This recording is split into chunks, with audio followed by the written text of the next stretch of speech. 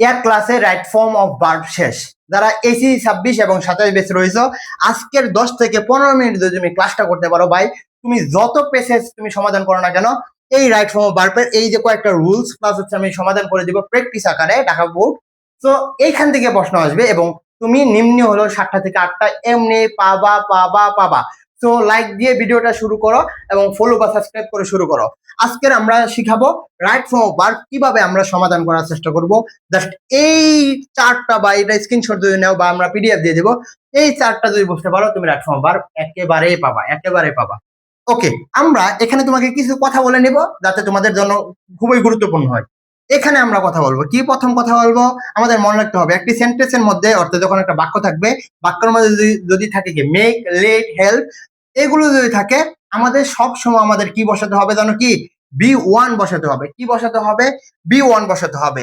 বা আমাদের যদি টু থাকে, একটা মাত্র প্রিপোজিশন টু থাকে, এরপর যদি আমাদেরকে আন্ডারলাইন করা থাকে তাহলে বি1 অর্থাৎ ভার্বের প্রেজেন্ট ফর্ম বসাতে হবে। আমাদের আরো মনে রাখতে হবে একটি সেন্টেন্সের মধ্যে কি সাবজেক্ট, এরপর হচ্ছে ইউজ টু, ইউএসইডি, ইউজ টু, এরপরে যদি আন্ডারলাইন করা থাকে তাহলে আমাদের কি বসাতে হবে?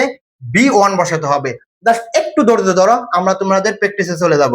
এরপর আমাদের মনে রাখতে হবে আমাদের একটি সেন্টেন্সের মধ্যে যদি কি থাকে অলওয়েজ, আমাদের এখানে গুরুত্বপূর্ণ গুণগুলো everybody, every week, seldom, regularly, normally, daily, এগুলো যখন থাকবে তখন আমাদের কি বসবে? বি1 অর্থাৎ ভার্বের প্রেজেন্ট ফর্ম বসবে।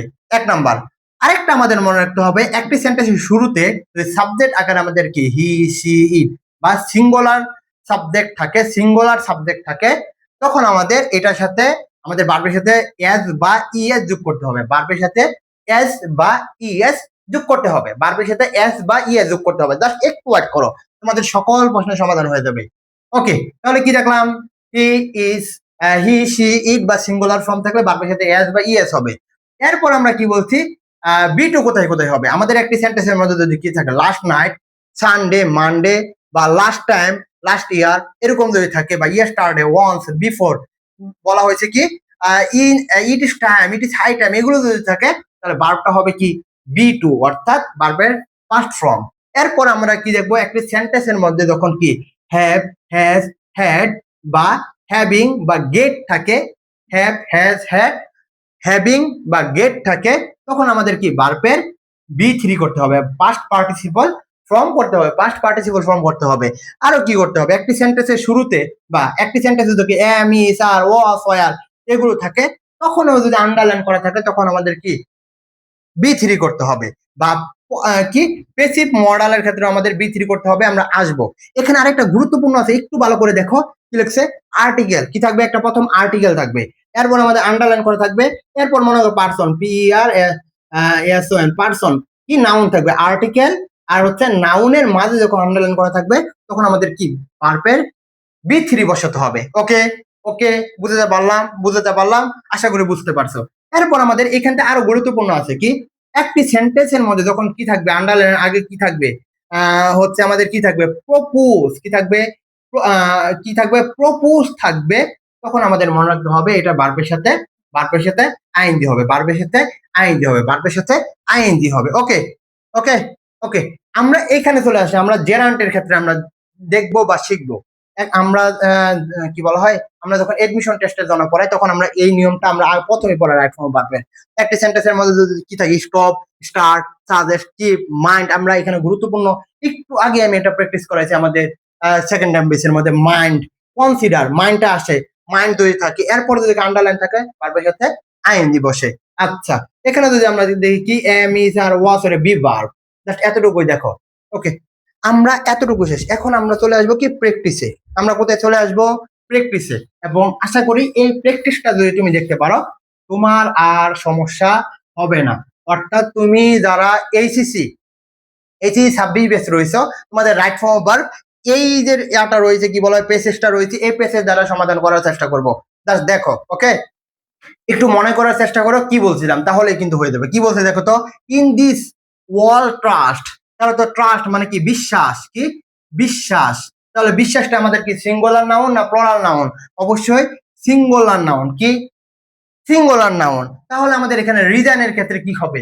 রিজাইন্ড হবে, রিজাইন্স হবে না কি হবে? আমি একটু আগে তোমাদের দেখানোর চেষ্টা করেছিলাম। এখানে যদি আমরা দেখাই কি বলছিলাম মনে আছে? এই যে হি, শি, ইট বা সিঙ্গুলার যদি সাবজেক্ট থাকে, সিঙ্গুলার পার্সন যদি থাকে, সিঙ্গুলার সাবজেক্ট যদি থাকে, তাহলে ভার্বের সাথে এস বা ইএস হয়। তাহলে ট্রাস্টটা হচ্ছে আমাদের কি? ট্রাস্টটা হচ্ছে কি? ট্রাস্টটা হচ্ছে আমাদের কি সিঙ্গুলার। তো সিঙ্গুলার যেহেতু সাবজেক্ট রয়েছে, তাহলে এটার সাথে এস বা ইএস হবে। তাহলে রিজাইন্স কি হবে? রিজাইন্স হবে। তাহলে কি হবে? এস যোগ হয়ে যাবে। পরবর্তী যদি আমরা দেখি those who are always in the habit of, আমাদের মনে রাখতে হবে প্রিপোজিশনের পর আমাদের আন্ডারলাইন করা থাকে, প্রিপোজিশনের পর আন্ডারলাইন করা থাকে, তাহলে এই যে ওয়ার্ডটা থাকবে সেটার সাথে বার প্লাস আইএনজি হবে, অর্থাৎ এটার সাথে আইএনজি হবে। তাহলে এখানে কি হয়ে যাবে? স্পিকিং, স্পিকিং হয়ে যাবে। মনে রাখতে হবে একমাত্র টু প্রিপোজিশন বাদ দিয়ে যত প্রিপোজিশন আছে সকল প্রিপোজিশনের পরে আমাদের কি ভার্বের সাথে আইএনজি হবে। কিন্তু টু যখন আমাদের উইথ বিউ টু হয়ে যাবে তখন ভার্বের সাথে আইএনজি হবে। কিন্তু শুধুমাত্র যদি টু থাকে তাহলে আমাদের বি ওয়ান বসবে। ওকে, এখানে যদি দেখি কি বলছে, হ্যাবিট অফ, তাহলে কি হবে? স্পিক, কি স্পিকিং দ্য ট্রাস্ট দেশ রেসপেক্ট এভরিহোয়ার, অর্থাৎ বলতেছে যারা হচ্ছে সত্য কথা বলার কি বলা হয় অভ্যাস গড়ে তোলে বা অভ্যাস করে, তাদের সকলে কি করে? রেসপেক্ট করে। সত্য কি নিজে নিজে বা ট্রাস্ট কি নিজে নিজে তৈরি হয় না, একজন মানুষ তৈরি করে? অবশ্যই অন্য জনে তৈরি করে দেয়, তাই না? তো এখন আমাদের এখানে কি হবে? Passive voice. প্যাসিভ ভয়েসের মধ্যে আমাদের কি হয়? প্যাসিভ ভয়েসের ক্ষেত্রে কি হয় দেখো তো, কি আছে? দোষ আছে, কি আছে? দোষ আছে, কি আছে? দোষ আছে। তাহলে দোষটা কি আমাদের প্লুরাল ফর্ম না? অবশ্যই প্লুরাল ফর্ম। তাহলে এখানে হবে কি? আর রেসপেক্টেড, এখানে ইডি হবে। তাহলে মনে রাখতে হবে এই যে সাবজেক্টটা রয়েছে এটা হচ্ছে আমাদের প্লুরাল ফর্ম। তো প্লুরাল ফর্ম থাকার কারণে আমাদের আর দেওয়া হয়েছে। যদি সিঙ্গুলার ফর্ম থাকতো, দিস থাকতো, তাহলে আমাদের হতো কি? Is respected. কি জন্য ইডি হলো? কারণ হচ্ছে আমাদের প্যাসিভ ফর্ম গঠন হয়ে গেছে।